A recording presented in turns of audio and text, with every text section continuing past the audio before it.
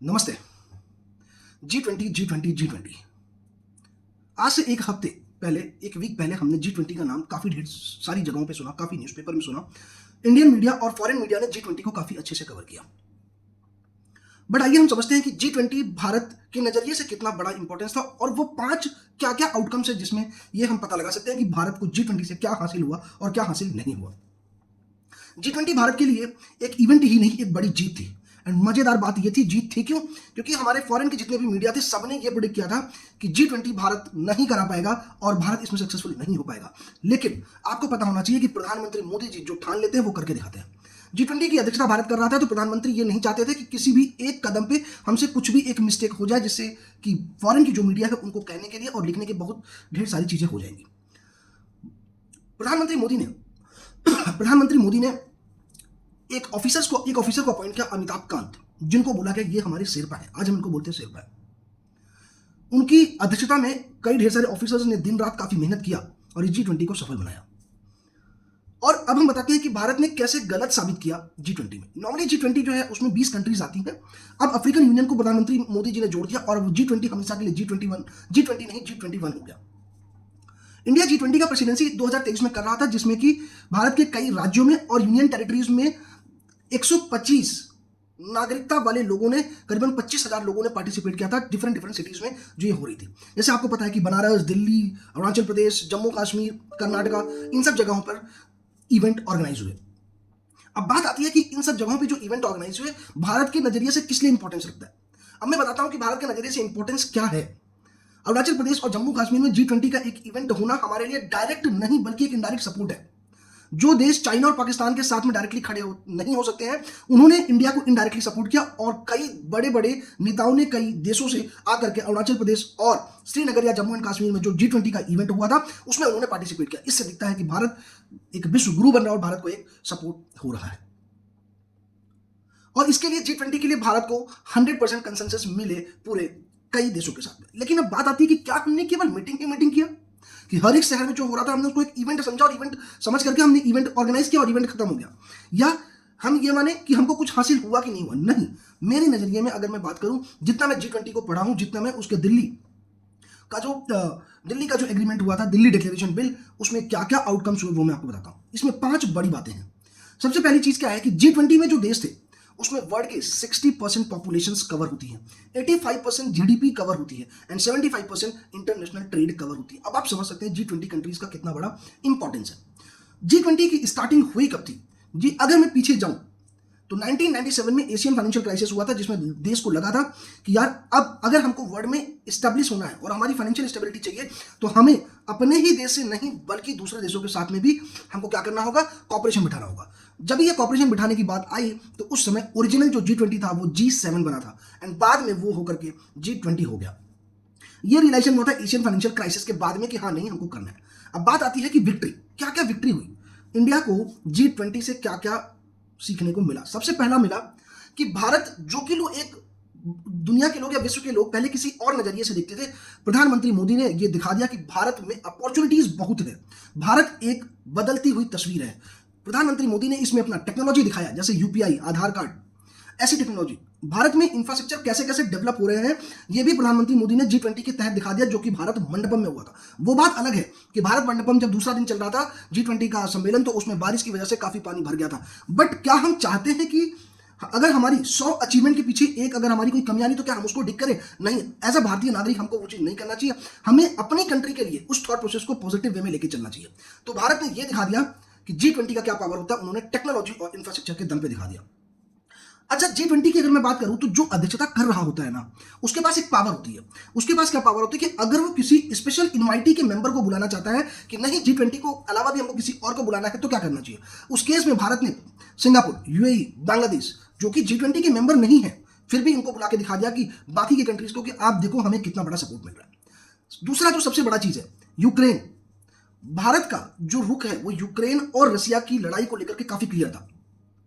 तो यूक्रेन और China G20 की मीटिंग में नहीं आए थे और फॉरेन की मीडिया को लग रहा था कि अगर ये दोनों नेता नहीं जाएंगे, पुतिन नहीं जाएंगे या सी जिनपिंग नहीं जाएंगे, तो इससे क्या होगा, जी20 सक्सेस नहीं होगा। भारत ने उनको बता दिया कि ऐसा कुछ भी नहीं होने वाला है, हमारे साथ और भी कंट्री फुल कंसेंसस के साथ रखी हुई है।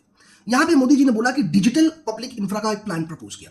ये सारी चीजें दिल्ली डिक्लेरेशन बिल का एक पार्ट है, बट मैं आपको वो 5 चीजें बता रहा हूं जहां की भारत को सबसे बड़ा अचीवमेंट मिला। डिजिटल पब्लिक इंफ्रा का प्लान रखा कि सारे देश एक दूसरे से टेक्नोलॉजी शेयर करेंगे। जैसे हमारा यूपीआई का पेमेंट, यूपीआई हो गया, डिजी लॉकर हो गया, आधार कार्ड हो गया, वैसे ही भारत ने बोला कि बाकी के देशों को भी ऐसे ही टेक्नोलॉजी प्रमोट करनी चाहिए और एक दूसरे के साथ में टेक्नोलॉजी सपोर्ट करनी चाहिए। विक्ट्री नंबर 4 की अगर मैं बात करूं तो विक्ट्री नंबर 4 की ये बात है कि अफ्रीकन यूनियन को भारत ने इंक्लूड किया। और अगर मैं बात करूं अफ्रीकन यूनियन की तो टोटल 55 कंट्रीज आती हैं। और अफ्रीकन कंट्रीज में अगर मैं बात करूं तो वहां की जो पॉपुलेशन है, सबसे यंगेस्ट पॉपुलेशन है, वहां पे जो मिनरल रिसोर्सेज है, जिसको ट्रेजर ऑफ चेस्ट भी बोलते हैं, वहां पे मिनरल रिसोर्सेज भी काफी है जहां से भारत को व्यापार करने में सहायता मिलेगी। और अमिताभ कांत ने G20 सम्मेलन के खत्म होते होते उन्होंने बोला कि आने वाले 5 से 10 साल के अंदर भारत अफ्रीकन कंट्रीज में सबसे बड़ा इन्वेस्टमेंट करने वाला है। विक्ट्री नंबर 3 की बात करूं तो हमको टोटल 112 आउटकम्स मिले, जिसमें हमने डिस्कस किया भी नहीं, हमने उसको आउटकम निकाला। ऐसा नहीं हुआ कि हमने मीटिंग किया, मीटिंग खत्म हो गई, सारे देश अपने अपने देश, सारे देश के राष्ट्राध्यक्ष अपने अपने देश चले गए और काम खत्म। ऐसा कुछ भी नहीं हुआ है। 112 अचीवमेंट्स हमको आउटकम्स मिले हैं कि हाँ हमको किस किस पे कंसेंसस मिले हैं। और अगर मैं बात करूं उसमें इकोनॉमिक ग्रोथ है, सस्टेनेबल डेवलपमेंट है, जिसको हम बोलते हैं कि ग्रीन एनर्जी हमको करना है, इन्वायरमेंट को लेकर के, climate change, finance, child labour पे प्रोहिबिशन, प्राइवेट सेक्टर का इन्वॉल्वमेंट, ये कुछ मोटे मोटे तौर पे कुछ मुद्दे हैं जहां पे कंसेंसस हमको मिला। ऐसे ही टोटल 112 कंसेंसस है जो कि दिल्ली डिक्लेरेशन बिल के तहत। अगर आपको दिल्ली डिक्लेरेशन बिल के बारे में पढ़ना तो आप गूगल पे जाइए और सर्च कीजिए, आपको दिल्ली डिक्लेरेशन बिल के बारे में सारी चीजें मिल जाएंगी। इससे हुआ क्या कि भारत ने दुनिया को आंख दिखा दिया कि हम केवल बातें ही नहीं करते, हम उसको साकार भी करते हैं। और दिल्ली डिक्लेरेशन बिल को, ऑल्दो यूक्रेन का प्रेसिडेंट यहां पे नहीं आया था जेलेंस्की, लेकिन उसने दिल्ली डिक्लेरेशन बिल को काफी सपोर्ट किया। इससे हमें यह पता चल गया कि हमको इनडायरेक्ट सपोर्ट किसका किसका मिल रहा है। अगर मैं बात करूं कि इसमें एक और जो दूसरा सबसे बड़ा पहलू है, यूक्रेन का जो पुतिन के साथ में लड़ाई हो रहा था, रशिया के साथ में, ऐसे ही ताइवान और चाइना का कोल्ड वॉर चलने वाला। एंड ताइवान टेक्नोलॉजी के मामले में काफी आगे है। यह भी पता चलता है कि अब हम इसको कैसे सपोर्ट कर सकते हैं।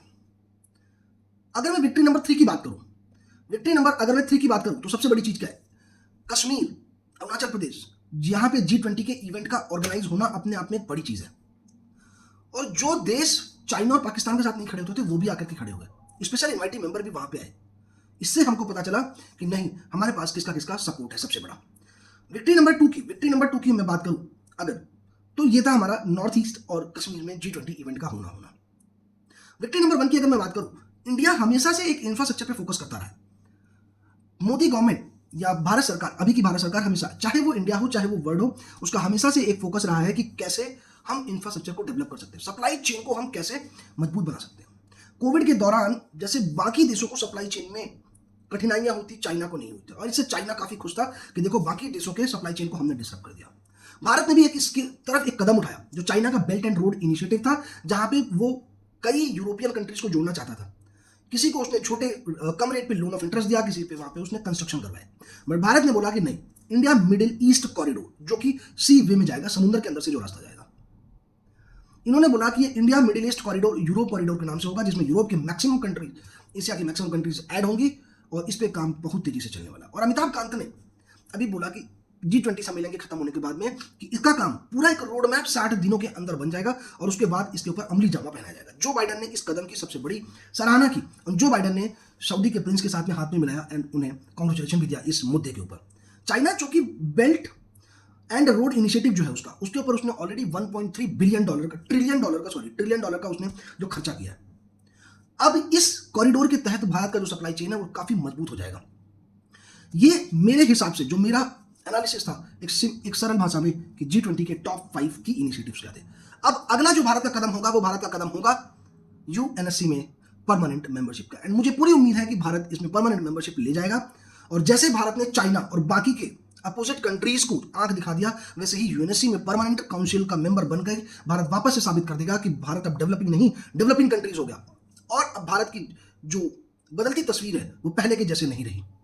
अगर आपको लगता है कि इस वीडियो के थ्रू आपको कुछ सीखने को मिला, या आपको लगता है कि इस वीडियो के थ्रू मैं कुछ आपको और ज्यादा बता सकता था, तो please do subscribe and like the channel and share to maximum public as soon as possible. हम आपके लिए ऐसे ही वीडियोस लेके आते रहेंगे अपनी सरल भाषा में, अपनी रॉ लैंग्वेज में लेके आता रहूंगा कि जैसे मैं समझता हूं मैं आपको कैसे अपनी इंफॉर्मेशन को शेयर कर सकता हूं।